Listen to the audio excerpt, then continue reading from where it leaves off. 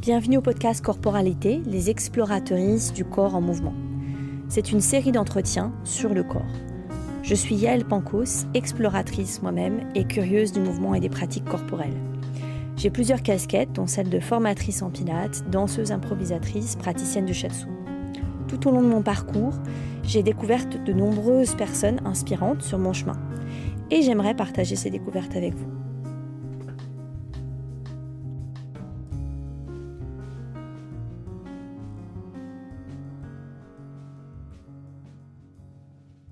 Bienvenue dans cet épisode en solo du podcast Corporalité. Aujourd'hui, je me suis posé une question de départ qui est la suivante. Quand on pratique une activité physique, que ça soit le pilate, le yoga, le movement, le gyro, la marche à pied, un art martial, qu'est-ce qu'on entraîne? On entraîne, bien entendu notre corps physique, les articulations, on va entraîner les muscles, les tissus, nos fascias, nos ligaments, on va aller chercher nos amplitudes articulaires, on va aller travailler certaines, combinaisons de mouvements, certaines coordinations et cette, approche est importante, mais elle est loin d'être suffisante puisque notre corps n'est pas simplement une machine qu'on doit huiler et entretenir. D'ailleurs, il y a une expression, que j'ai retrouvée et que je trouve assez vilaine, on parle quelquefois, de capital santé. Alors, vraiment, je trouve que c'est assez vilain, même si je comprends l'idée d'avoir, comme une sorte, de réservoir et qu'il faut prendre soin de notre santé et la nourrir. Mais je préférerais, au mot capital, effectivement le mot, de nourrir notre santé ou de l'alimenter et d'utiliser plutôt des mots qui auraient à voir avec, la culture et la permaculture en règle générale. Donc c'est comme, cultiver un bon engrais, comme, préparer la terre, pour la semence et la semence serait, les pratiques et les mouvements, qu'on va y déposer dans ce terreau.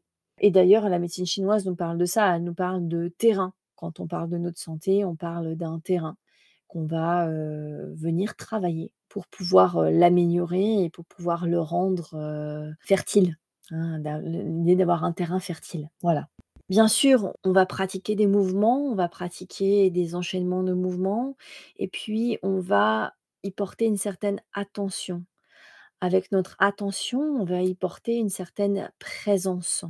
Et c'est là où pour moi, se fait le lien entre le corps et l'esprit, ou en tout cas émerge une expression du corps et de l'esprit dans la synergie, puisqu'on ne peut pas faire l'un avec l'autre, puisqu'ils sont indissociables, ils ne sont qu'une seule unité. Ça serait comme une pièce avec un vice versa, devant un recto et un verso. J'ai un seul élément et il s'exprime avec différentes facettes. Le corps et l'esprit sont des facettes de l'expression de mon être comme un être humain. On sait que cette pratique qu'on va faire, ça a des répercussions, notamment sur notre, humeur, sur la couleur qu'on va avoir dans notre journée. Ça va, de ce fait, influencer notre perception du monde, notre relation aux autres. Donc je dirais que c'est comme une sorte, d'hygiène de vie. Je parlais de terrain fertile, de terreau pour notre santé, mais c'est comme une certaine hygiène de vie, de notre relation à nous-mêmes et de ce fait, de notre relation au monde et aux autres. C'est comme une sorte de lien entre notre microcosme et macrocosme. Comment ce qui se passe à l'intérieur est le reflet de ce qui existe à l'extérieur et vice versa. Dans la médecine chinoise, on retrouve beaucoup de cette notion de microcosme, l'intérieur de mon corps, et macrocosme, l'univers. Hein, on pourrait, dire que nous sommes, une sorte de reproduction des différents, éléments, des différentes structures qu'il existe dans l'univers, qui sont reproductibles à différentes échelles et on en est, une de ces échelles et puis on a, plein d'autres, reproductions de ces structures-là à l'intérieur de notre propre corps, au travers de nos cellules, de nos tissus et même de notre ADN. Voilà, donc il y a vraiment cette idée-là qu'on est finalement comme, un petit grain de sable au milieu de ce grand univers et qu'on a notre place, notre rôle et en tout cas raison d'être, j'ai envie de dire, une certaine cohérence à être là où nous sommes. Alors, se pose la question aussi de qu'est-ce qu'on entraîne, mais comment on l'entraîne? Et là, il existe une variété, indéfinie, infinie de pratiques possibles.